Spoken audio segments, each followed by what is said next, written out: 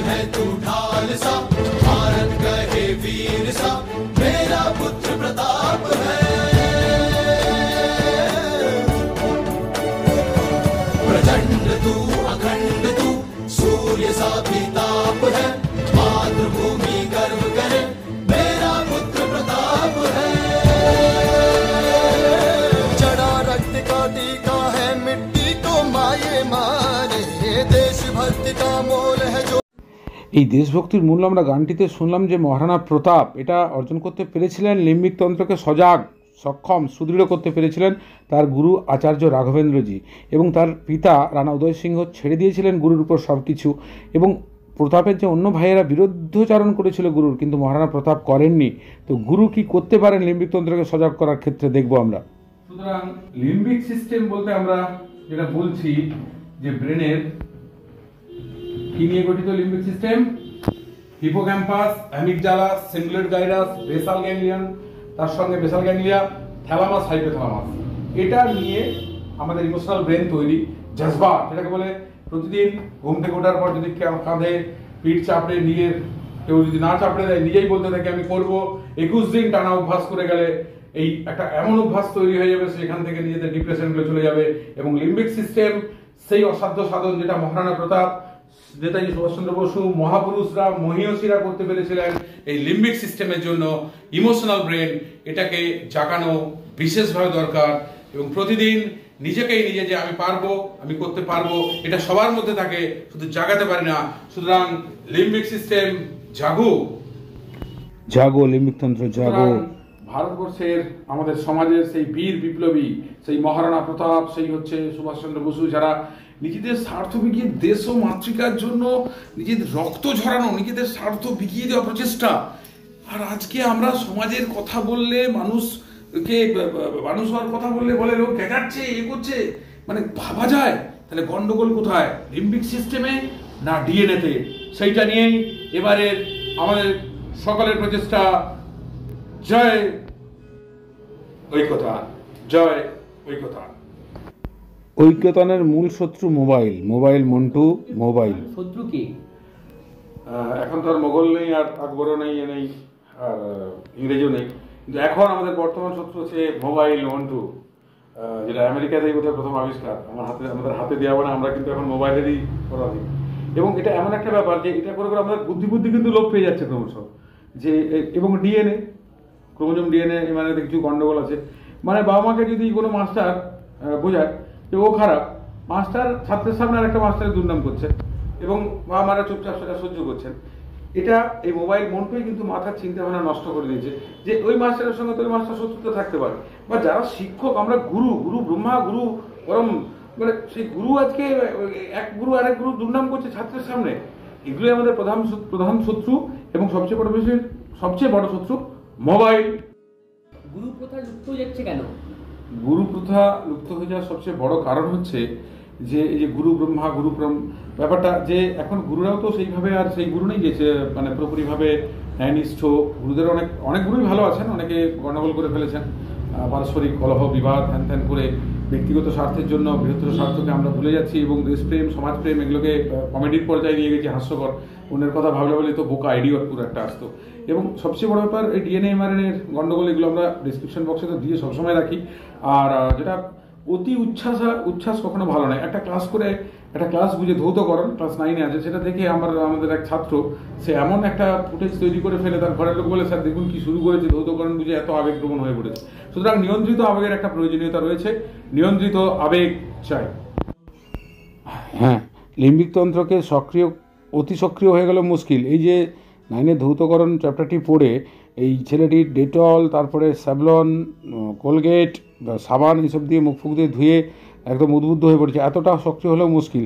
আবার কিছু ছাত্র কি সুনিয়ন্ত্রিতভাবে এই শিক্ষা দীক্ষাকে কাজে লাগায়। বিবেকানন্দ রকে গিয়ে পর্যন্ত যে পতিস বায়োলজি নিয়ে সে প্রচার করছে, মানুষকে বোঝাচ্ছে, এটা একটা অভিনব প্রয়াস।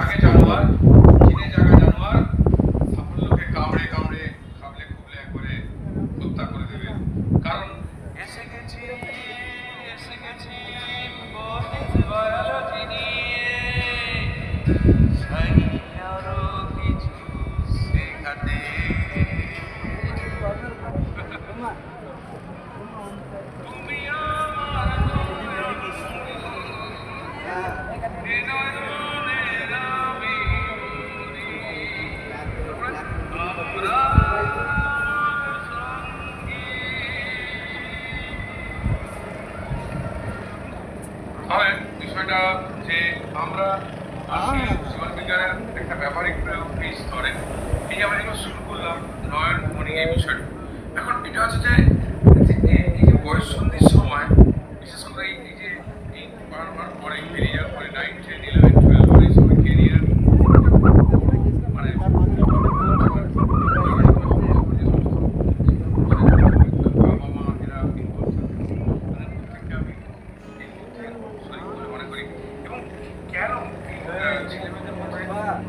পড়াশোনা থেকে বেশিরভাগটাই কিছু ব্যতিক্রম থাকে হয় সেই বিষয়টা নিয়ে আলোচনা।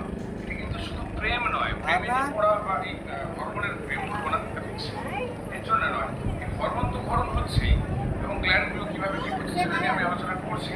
কিন্তু যারা সাই টাইপের লাগে তারা তো আর এই সমস্ত আমি মধ্যে যাচ্ছে না, এই ধরনের ফিমেল বা মেল অ্যাট্রাকশনের মধ্যে যাচ্ছে, তবুও তাদের পড়াশোনা হচ্ছে না কেন, সেই ব্যাপারটা নিয়ে কথা বলবো।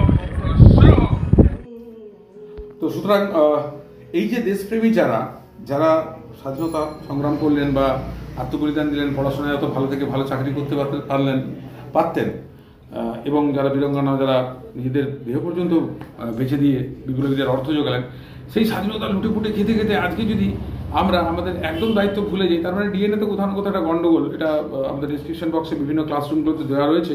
সবচেয়ে বড় মুশকিল ব্যাপার হলো যে মনে বিষ, দিবানিশি অহর্নিশ।